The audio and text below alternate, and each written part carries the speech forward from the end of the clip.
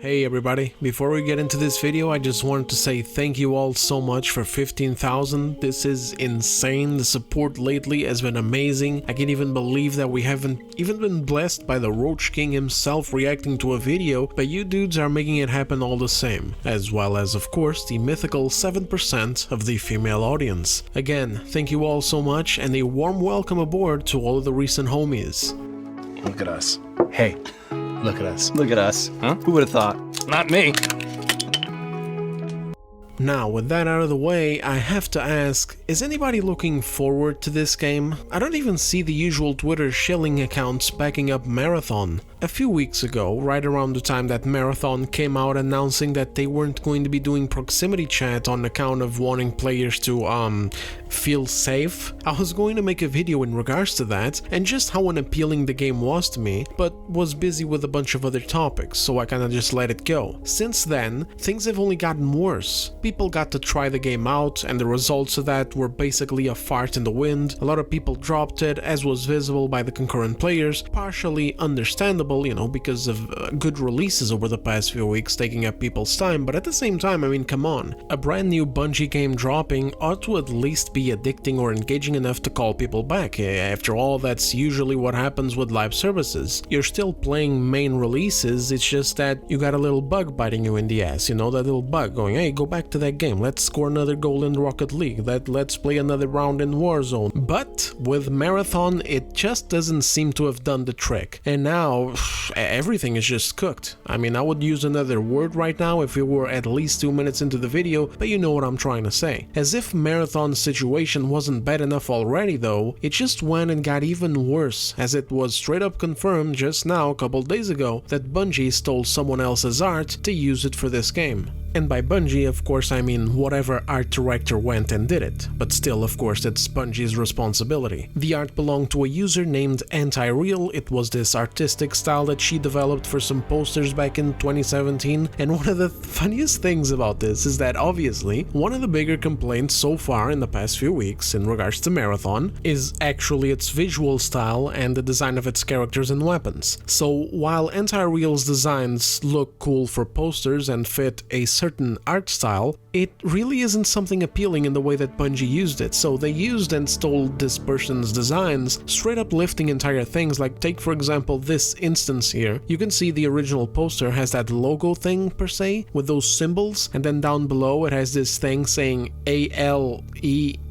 you know, Aleph, Dark Space, whatever logistics. Bungie didn't even bother to fucking change the letters. They didn't. If it was me, like if I was the Roach working at Bungie, I'm just giving you guys some perspective here. If I was the Roach working at Bungie stealing art from other places, I would have at least changed the name of the damn thing, maybe call it, I don't know, Decembro's Dark Space Logistics, you know what I mean? Like make it in accordance to whatever lore names they have in their work. You know, like for example in Borderlands, each weapon manufacturer has their own logo and place in the lore. In Fallout, as another example, we have General Atomics and Robco making wholly different types of robots and computer systems with their own lore intricacies. There's also of course Nuka-Cola and Vim with their own little skeletons in their closets, so on and so forth. But the guy at Bungie, who was taking a paycheck by the way, didn't even bother to do that. He just took the whole thing and pasted it around. And in my opinion, based off of what we see here, it also shows how shallow Marathon probably is, because it shows that all of these cool interesting world building ideas are likely missing in the first place. Otherwise I would say that they would be there instead of Aleph. But I do understand that it may be too early to be saying this, even though the game is due for summer, so, you know, not really that much time to go anyway, but anyway, I get it. Either way, I swear, if you were going to steal designs off of the internet, you could have at least stolen something that fits the genre and the Marathon IP better.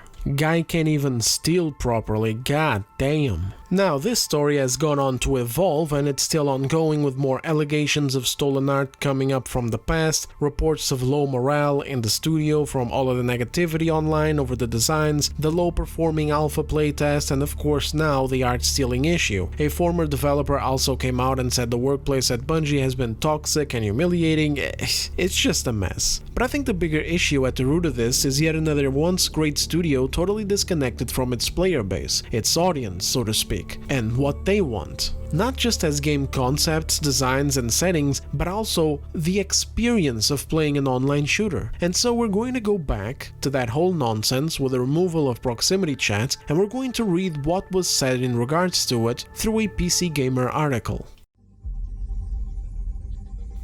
So let's read what the homie had to say. I'll go through some important bits and then I got a vent. Marathon won't have proximity chat because it would be way too toxic. I don't think anyone has a good solution to that just yet. We all have that moment when our eyes are open to the hijinks made possible by proximity chat. For me, it was the night some guy in DayZ drove a truck through the town I was looting while screaming at the top of his lungs.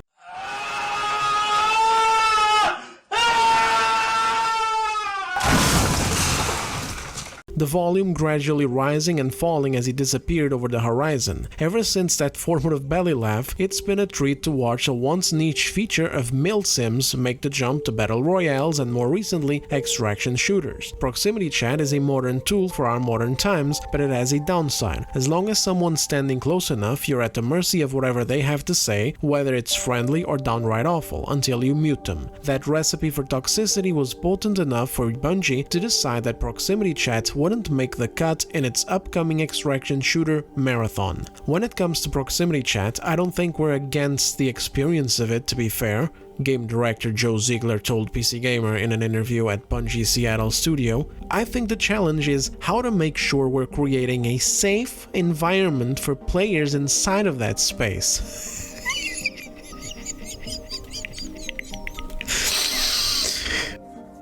But what are you, Down syndrome? Oh boy, this is gonna be a good one. I don't think anyone has a really good solution to that just yet, because we're so dedicated to making sure that we're creating a safe space where we don't have players just flaming each other or doing terrible things to one another. I think we're not ready to invest in proximity chat until we have a solution. Oh brother, I've got a fucking vent. Bro, what do you mean doing terrible things to each other? It's a shooter.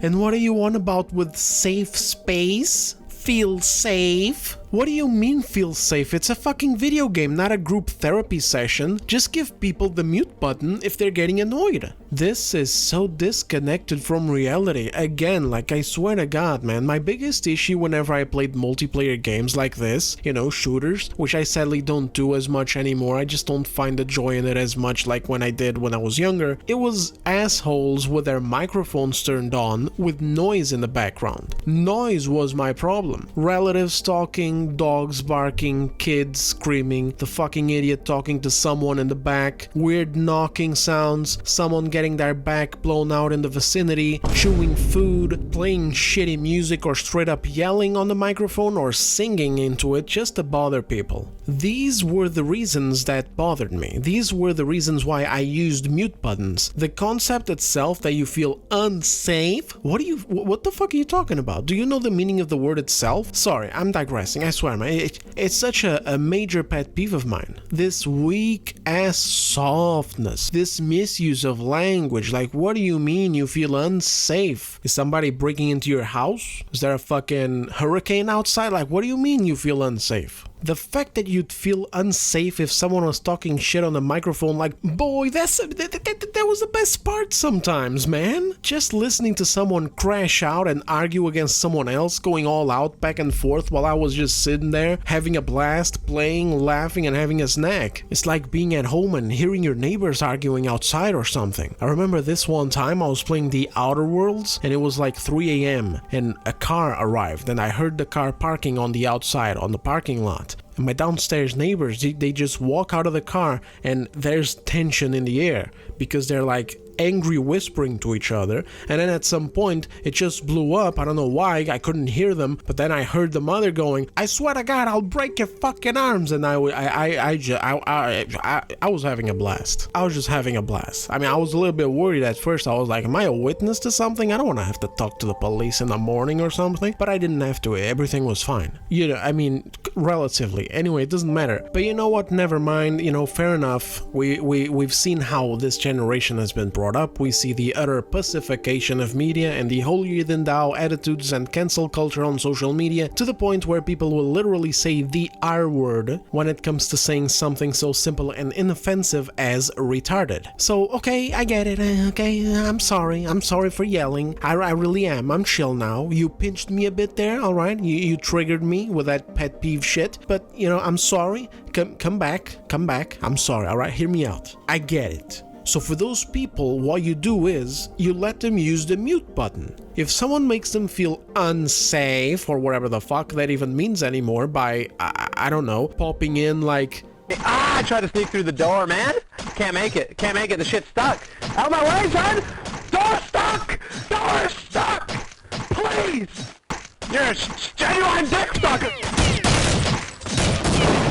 Now you just go ahead and let them use the mute button, but stop ruining everyone's fun by catering to the goddamn 10-20% maximum. I'm already being super generous here. 10-20% maximum people who are actually playing shooters and feeling unsafe over words through voice chat. It's actually mind-blowing to me that they're doing this, because in extraction shooters, proximity chat can be extremely useful. This is why people are calling this Concord 2. And hey man, I don't agree with it on a literal way, right? Because we have to realize that Concord was a magnanimous flop that had a lot of moving parts to get it to fail so hard that it got nuked in 2 weeks, such as having spent a rumored amount of 400 million big ones. I doubt Marathon is under that much trouble that it'll crash and burn that way. Actually, let me rephrase this. I have actually no idea, because Bungie hasn't really been open with their costs or what to price their game. I know this is usually normal, you know, like companies don't usually come out and announce their spending before a game is out, and sometimes a game releases and we never really know how much it costs, especially when the games are bad and it's embarrassing to let people know. But there's just something weird going on with Marathon. They don't even know how much to price it. It's like they're gauging the market to see what people say. They say it's a premium title, but that it will not cost full price. First of all, this does not look premium at all.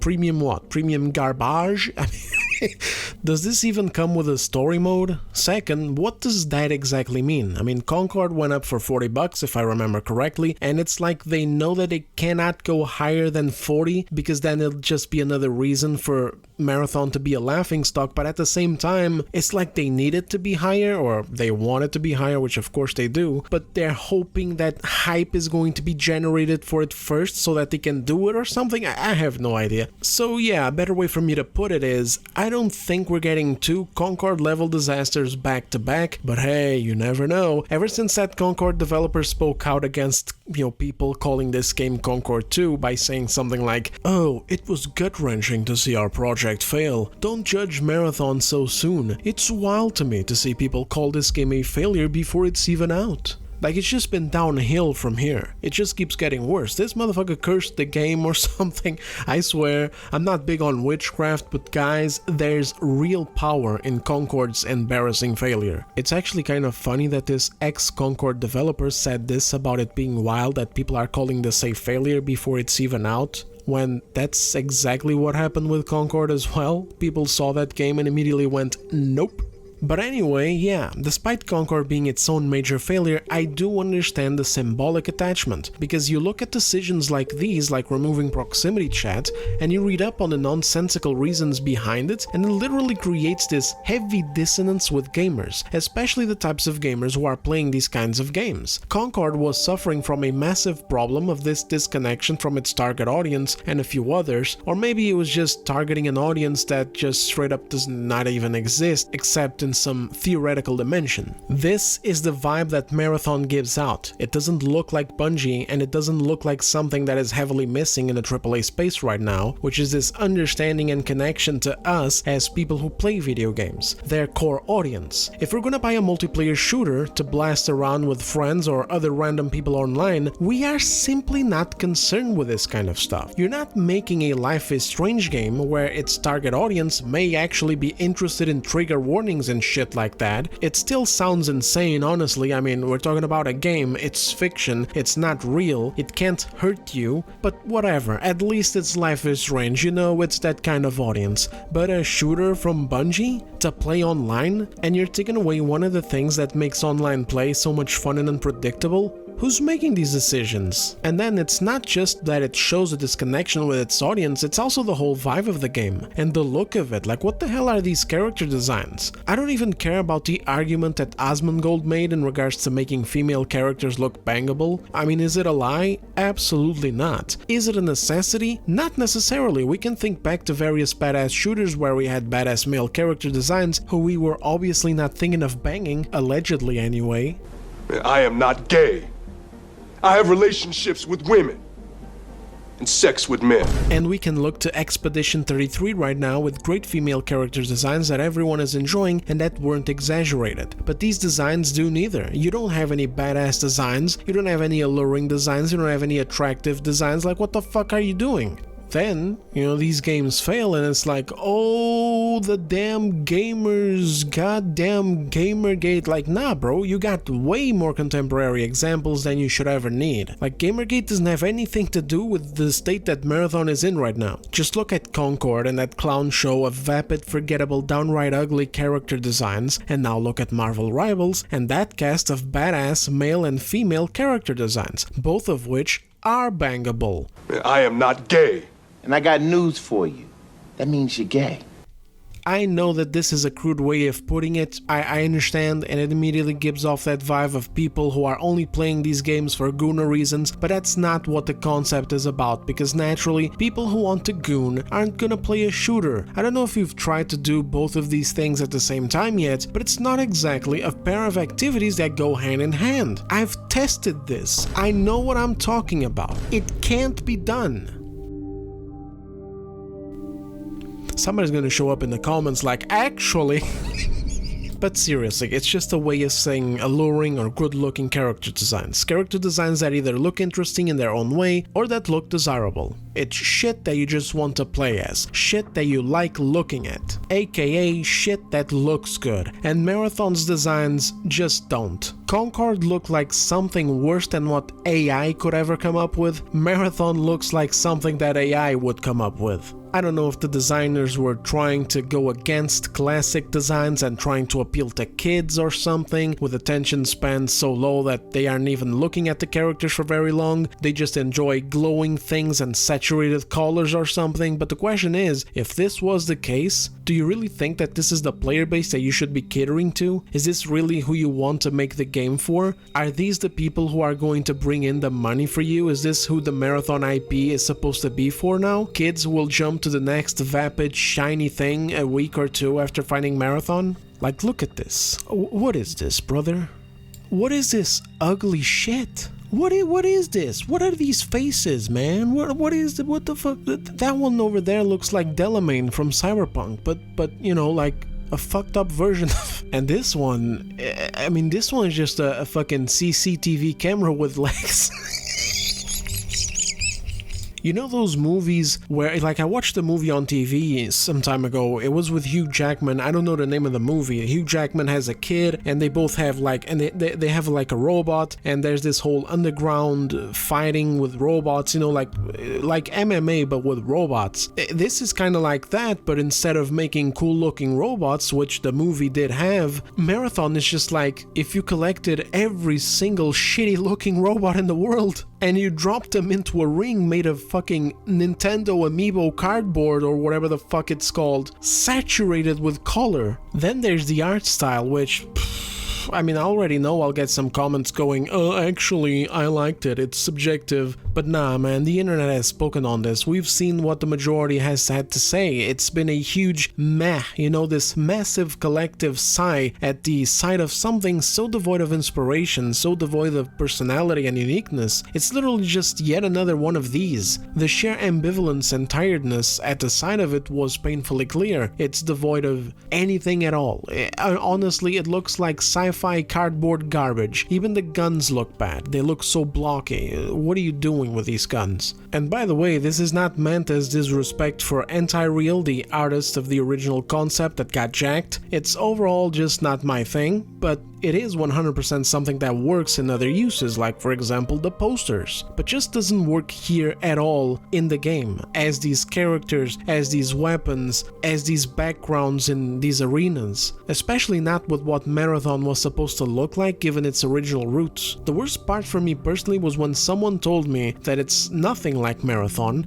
and I was like, wait a minute, so there's an IP already? There's a previous game? So I googled the original Marathon and I was dumbfounded. This shit is just night and day. I've seen reboots before where the original design and values are left behind, but this here is the opposite. It's like a complete reversal. Why is it even called Marathon at that point? Why not just make a new IP? What the fuck is this? You go from an atmospheric, gritty sci-fi shooter to a fucking online multiplayer McDonald's ball pit? And the gameplay didn't help either. I mean, it is Bungie, but at the end of the day, do names even matter anymore? Obsidian is Obsidian, and yet Avowed was a disappointment. BioWare is BioWare, and yet Veilguard was worse than I could ever imagined it to be. Hell, Ubisoft is Ubisoft. They're already usually looked at with low expectations, and even then Assassin's Creed Shadows has gone below that. We could go on with this. We've gotten to the point where the name of a studio and their previous works really don't mean anything anymore because the people in these studios which made these original successes are gone, and they were replaced by people who likely don't understand what that name and those IPs meant, who don't carry the weight of the name that they are now attached to. And this goes for originals as well. Like in the case of Obsidian, for example, Fergus Urquhart has been around for years. He was already there when New Vegas was made. It was up to him to maintain the image of his studio and the content that it produces up to the quality standard of those people who built it up to the point where it was before they had to either move on or got fired. But if the person in the leadership isn't capable of doing this, of upholding these values and upholding this quality and this identity of the studio, then obviously the blame doesn't solely land on the individual developers. But one way or another, it's really no business of mine. The only thing that we are left with is just sadness and disillusionment for seeing that a once beloved studio is now just another mediocre slop churner. So seeing Bungie's name is like, well, it is Bungie. They do usually know what they're doing, but do they really anymore? I didn't even bother playing Destiny 2, honestly. I played a bit and dropped it. Destiny 1 was already something that, while I have good memories of, was never really something I loved the way that I believe that I should have, because the story was just not there, and I've always been brought up to expect good stories from Bungie. So yeah, as much as I want to have hope from the Bungie name, I just don't. And when I see statements like these, I'm proved right, because holy fuck, I mean, how could you be so far away from the fucking mark with your target audience? Who do these corporate-ass studios think that we are? Actually, I don't even think that it's because they don't know who we are. I think it's because they despise how we are and the space that they make games for, that they want to demonize it and change it. So they come up with ridiculous shit like this, where apparently we are such fucking savages, just so disgusting, you know, shit-flinging monkeys running around in a rampage, tearing each other apart, throwing feces everywhere, that they have to remove a feature from the game because, oh no, oh god, oh god, no, we can't have these people be able to communicate with each other. What if a special cute sensitive snowflake, our target audience for this game, apparently comes in and becomes exposed to such a thing? It is simply not safe. It's simply not safe. We must stop it until a better solution is created. Like, come on, man, get the fuck out of here with this nonsense. Let people be people. Let people joke around with each other online. Let people crash out because some asshole was camping in cases of PvP if that ever gets added later. Let people give each other some tough love. Hell, let them straight up roast each other if they suck. It's human. It's literally the human experience. You don't fucking lose people by having these features in. If you did, Call of Duty, Counter-Strike, etc. would have died 20 goddamn years ago. Stop constantly trying to control us and shape us into what you want us to be. This is how boys interact with each other, and girls that have been in that environment all the same. They don't need special protections. Nobody does. It's this space. It's the way that this space looks like. It's the way that this space is. Don't try to change the space. Just make the game and shut the fuck up. If something is bothering anyone, just use that mute button and bam, it's done. Behind our usernames, we're all playing in the same field. Just acknowledge your player bases and make games for them again, Jesus. And now this is for the executives. If you want to make money, and the people you have working on your studios are so out of touch with gaming because they're not even gamers themselves, or maybe they are but they don't play nor understand the games that they are working on, unable to connect with their demographics and instead have a stupid desire to impose their contradicting values on them, then do yourselves a favor and fire them. Fire them or get them used to being irrelevant beyond the work that they're doing. Like for example, let's say that they're a UI designer and they're really good at their job, but they only play Stardew Valley on their free time and they wish that everyone in-game would be as nice and cute as the Stardew Valley NPCs. And then at some point this narrative within the studio gains momentum and you got UI designers like this thinking that maybe, just maybe, proximity chat should be disabled, because if some random villager came up to them in Stardew Valley and called them a pussy before teabagging them, they would feel very uncomfortable and it would ruin their experience. What you do in this situation for the betterment of your online shooter is you don't listen to them. You tell the UI designer that you respect their input, but then you tell them to just go and design the UI and shut the fuck up. You're gonna end up having to do it anyway sooner or later when your products flop hard and you're left in a vulnerable position with no other way out. This is one of the annoying things with this current culture in game studios. Everyone's voices are important, everyone should be listened to. All opinions are welcome and valid and will be taken into account. This is actually something that I read back when I was checking out CD Projekt Red's page, you know, their diversity and equity and inclusion page on their website. And I'm sorry, but this is just bullshit. Everyone's voices are not important in a studio, okay? If you're talking about audio, the audio department's voices are important. If you're talking about design, it's the design department. If you're talking about animation, it's the animation, etc., so on and so forth. The opinion from Carla from HR, for example, does not need to be taken into account when it comes to elements in the game. Making games by committee is a terrible idea. Get a strong visionary for your project and follow their vision. And this is a general rule for whatever games and whatever studios. Lay off the consultants. You know the ones I'm talking about.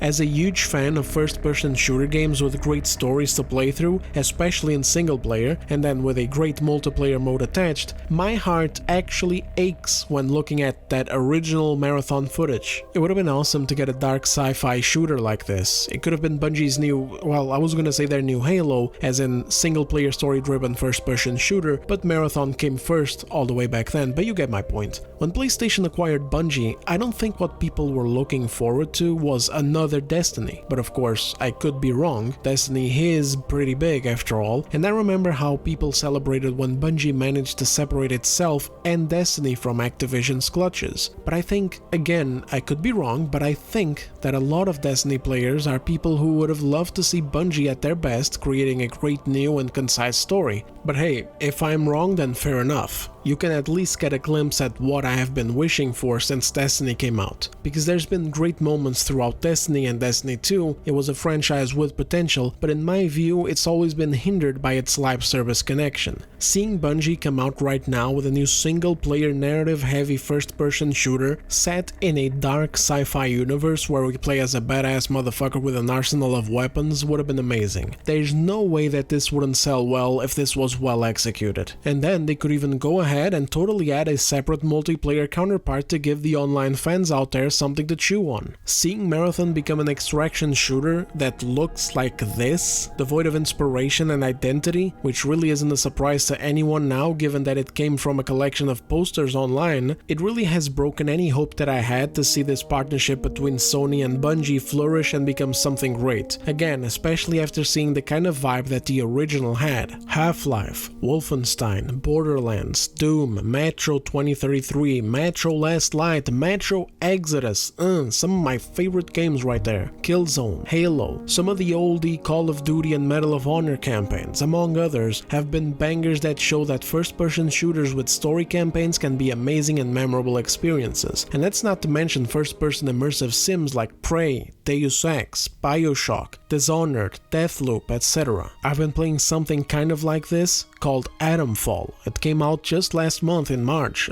2 months ago rather. It's been amazing. I love these kinds of games. There's something truly gripping when you have incredibly detailed environments and are placed in that world in first person and get to see all the action unfolding right there, figuratively through your own eyes. It has a special way of connecting the players to the experience that other genres cannot match, a unique perspective per se, and I think Marathon could have been something special if it had gone down this road of wanting to deliver something special and unique instead of overly saturated, colorful cardboard garbage with character designs so bad that they look like they belong in mobile games, which again is better than Concord's situation where they look like they don't belong anywhere at all, but still, come on man. How can so many studios be so disconnected with us these days? Whose trends are they chasing? And if they're not chasing any trends and trying to set their own, what the hell was going through their minds thinking that this was it? Holy Jesus. What is that? What the fuck is that?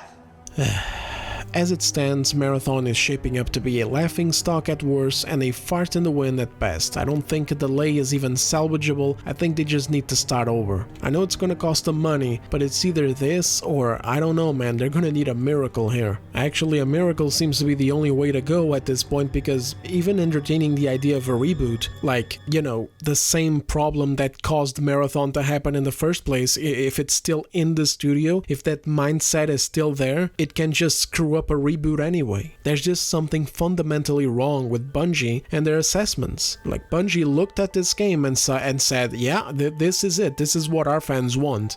And it's just so far away from its target. But that's it for me on this one. Let me know if you're interested at all in Marathon and if there's anything that they could do that could actually get you interested. And by the way, let me know where you stand on that whole single player story focused first person shooter Destiny thing. I'm not big on multiplayer shooters anymore, and I know that that can impact my outlook. Perhaps I'm overestimating what most FPS fans are looking for because of me being more invested in games like Metro or Wolfenstein than games like Destiny or Call of Duty for that matter. Basically, what would your ideal Marathon look like? Either way guys, thank you very much for watching and have yourselves a great week. I will see you on the next one. Take care.